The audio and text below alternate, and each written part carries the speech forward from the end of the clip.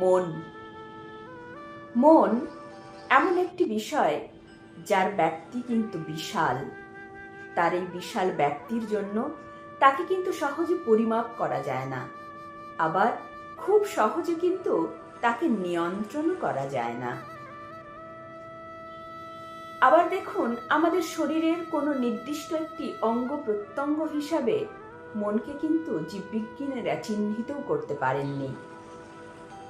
আসলে মন হলো আমাদের মস্তিষ্কের এমন একটি অংশ যা আমাদেরকে চিন্তা করতে সাহায্য করে, কোনো কিছু অনুভব করতে সাহায্য করে, স্মরণ করতে সাহায্য করে।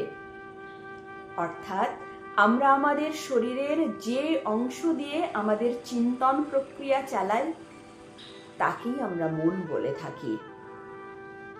কেন মন নিয়ে আজ এত কথা বলতে বসেছি? কারণ আজকে আমাদের আলোচনার বিষয় পরম প্রেমময় শ্রী শ্রী ঠাকুর অনুকূল চন্দ্রের একটি বাণী। বাণীটি এমন: মনটা দুষ্ট হলেই জানিস রোগের আথাল হয়, ওইটাকে তুই এড়িয়ে চলিস, করবি ব্যাধি জয়। এই বাণীর আলোকে মন খারাপ এবং মন খারাপের সঙ্গে শারীরিক অসুস্থতার যে সম্পর্ক, এই দিকগুলি নিয়ে আমরা আজ আলোচনা করব। তিনি চলার সাথী গ্রন্থের 237 নম্বর বাণীতে বললেন, তোমার মন যত শুদ্ধ, সুস্থ ও সবল থাকিবে, তোমার স্বাস্থ্যও অনেকাংশেই তাহার অনুসরণ করিবে। অর্থাৎ মনের সাথে শরীরের রয়েছে এক ওতপ্রোত সম্পর্ক। তাই মন যদি অসুস্থ হয় তার প্রভাব শরীরে পড়তে বাধ্য। এর থেকে স্পষ্ট করে আর কিভাবেই বা আমরা বলতে পারি? শ্রী শ্রী ঠাকুর সত্যানুসরণ গ্রন্থের একটি জায়গায় বলছেন, তোমার মন যত নির্মল হবে তোমার চক্ষু তত নির্মল হবে, আর জগৎটা তোমার নিকট নির্মল হয়ে ভেসে উঠবে। তাই তুমি যাই দেখো না কেন অন্তরের সহিত সর্বাগ্রে তার ভালোটুকুই দেখতে চেষ্টা করো। দেখুন, ওই যে প্রথমেই মনকে নিয়ন্ত্রণ করার কথা বলছিলাম, আমি যেমন করে আমার চিন্তন প্রক্রিয়াকে পরিচালিত করব, যত আমার চিন্তন প্রক্রিয়া সহজ, সরল, সৎ, সুন্দর হবে, আমার দৃষ্টি আমার বহির্বিশ্বের সব কিছুকে দেখার দৃষ্টিভঙ্গি আমার কিন্তু তত বেশি পজিটিভ হবে, সদর্থক হবে। আমি জগৎটাকে কিন্তু সেইভাবেই দেখতে অভ্যস্ত হব। তাই আমরা যাই দেখি না কেন, দুটির সাথে কিন্তু এই যে দেখা এবং চিন্তা করা, এই দুটি কিন্তু ওতপ্রোতভাবে একটির সঙ্গে অন্যটি সম্পর্কিত। কারণ আবার তিনি বললেন, তাই তুমি যাই দেখো না কেন অন্তরের সহিত সর্বাগ্রে তার ভালোটুকুই দেখতে চেষ্টা করো। অর্থাৎ আমি যা দেখছি, অন্যের আচরণ, পৃথিবীর ঘটনাবহুল জীবন, যা কিছু আমি প্রতিনিয়ত আমার দৃষ্টি দিয়ে আমি অনুভব করছি, তাকে আমাকে চেষ্টা করতে হবে তার সদর্থক দিকটা আমার মনের মধ্যে বিশ্লেষণ করতে, তার সদর্থক দিকটুকু নিয়েই চিন্তা ভাবনা করতে, আলোচনা করতে। আর এটা যদি আমি আমার অভ্যাসে পরিণত করে ফেলতে পারি, তবেই কিন্তু আমি আমার ওই চিন্তন প্রক্রিয়াকে, অর্থাৎ আমার মনকে নিয়ন্ত্রণ করতে পারবো। এবার আসা যাক, এই যে মনের দুষ্টির কথা বলছেন, মন খারাপের কথা বলছেন, যার ফলে শারীরিক অসুস্থতা হয়। এই মনের দুষ্টি?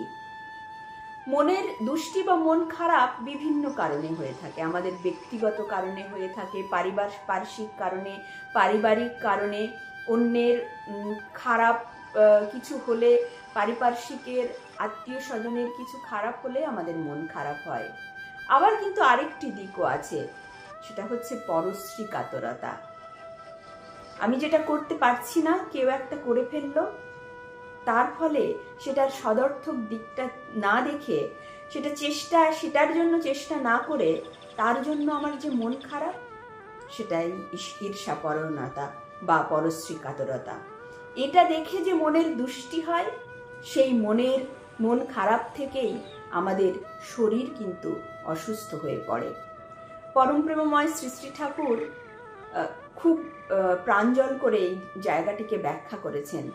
কারণ হচ্ছে তিনি বলছেন যে এই মন খারাপের সঙ্গে শরীর খারাপের কি সম্পর্ক। এই পরশ্রী কাতরতা, ঈর্ষা পরায়ণতা, অন্যের যেটা ভালো হচ্ছে সেটা দেখে আমার ঈর্ষা হওয়া, এগুলোর পরিপ্রেক্ষিতে কিভাবে আমার শরীর খারাপ হয়। শ্রী শ্রী ঠাকুর আলোচনা প্রসঙ্গের একটি জায়গায় বলছেন যে এগুলোর পরিপ্রেক্ষিতে ওই খারাপ লাগা কিন্তু আমার চিন্তন প্রক্রিয়াকে নিয়ন্ত্রণ করছে, এবং আমি বারবার কিন্তু ওই খারাপ চিন্তন প্রক্রিয়ার মধ্যেই নিজেকে আবদ্ধ করে ফেলছি, এবং এটা করতে করতে ওটা কিন্তু আমার অভ্যাসে পরিণত হয় এবং আমার স্নায়ুতন্ত্রকে ওটা প্রভাবিত করে।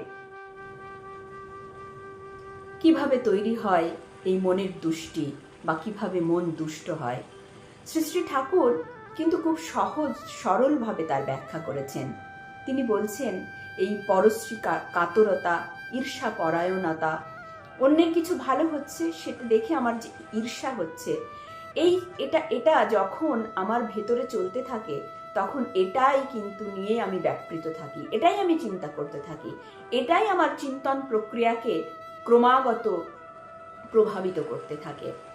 আর যখন এই চিন্তন প্রক্রিয়া ক্রমাগত হতে থাকে, আমাকে প্রভাবিত করে, তখন এটাই কিন্তু এই দুর্বলতা আমার স্নায়ুতন্ত্রকে প্রভাবিত করে এবং ক্রমাগত আমার স্নায়বিক দুর্বলতা তৈরি হয়। আর এই স্নায়বিক দুর্বলতা থেকেই কিন্তু শারীরিক দুর্বলতা তৈরি হয়, আর তার থেকেই শরীর খারাপের সৃষ্টি। পরম প্রেমময় শ্রী শ্রী ঠাকুর তাই আরও বললেন, সাধারণত যত প্রকার অসুস্থতার উৎপত্তি মানসিক দুষ্টি হইতে হইয়া থাকে, স্বাস্থ্যকে অসুস্থতার হাত হইতে বাঁচাইতে হইলেই প্রথম ও প্রধান প্রয়োজন মন শুদ্ধি। তাই ঋষিরা প্রায়শ্চিত্তের প্রচলন করিয়াছিলেন। আমাদের বেশিরভাগ শারীরিক অসুস্থতার কারণ হিসাবে তিনি এই মানসিক দুষ্টি বা মন খারাপ বা মনের দুষ্ট হওয়ার কথা বলেছেন।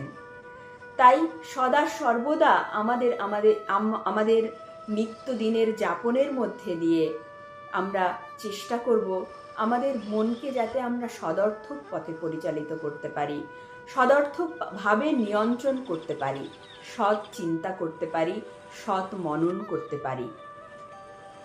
কিভাবে পারা যায় এই সৎ চিন্তা করতে? প্রত্যেকটা সময় বাইরে যে নেগেটিভ পরিস্থিতি, যে পরিবেশ পরিস্থিতির যা অবস্থা, তাতে কিন্তু নিজেকে সদর্থক রেখে নিজের মনকে সদর্থক চিন্তায় নিমগ্ন রাখা যথেষ্ট কঠিন।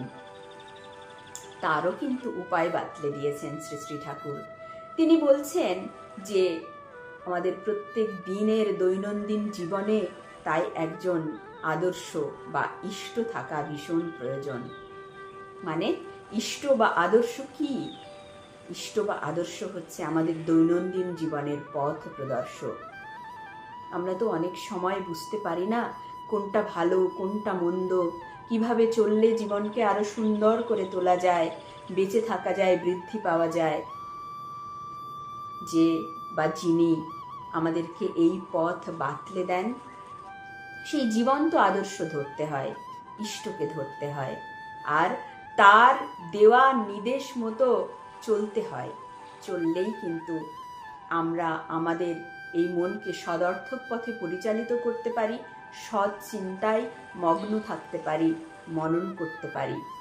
আর তার পরিপ্রেক্ষিতে আমরা আমাদের এই জগৎকেও কিন্তু সদর্থকভাবে নিজের কাছে যেমন প্রতিষ্ঠিত করতে পারি, আর অন্যের কাছেও সেটাই কিন্তু প্রতিষ্ঠা করতে পারি।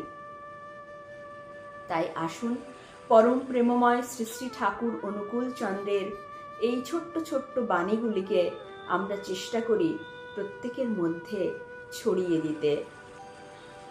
তাই সর্বশেষে পরম প্রেমময়ের রাতুল চরণে আপনাদের প্রত্যেকের মঙ্গল কামনা করে শেষ করছি। জয় গুরু।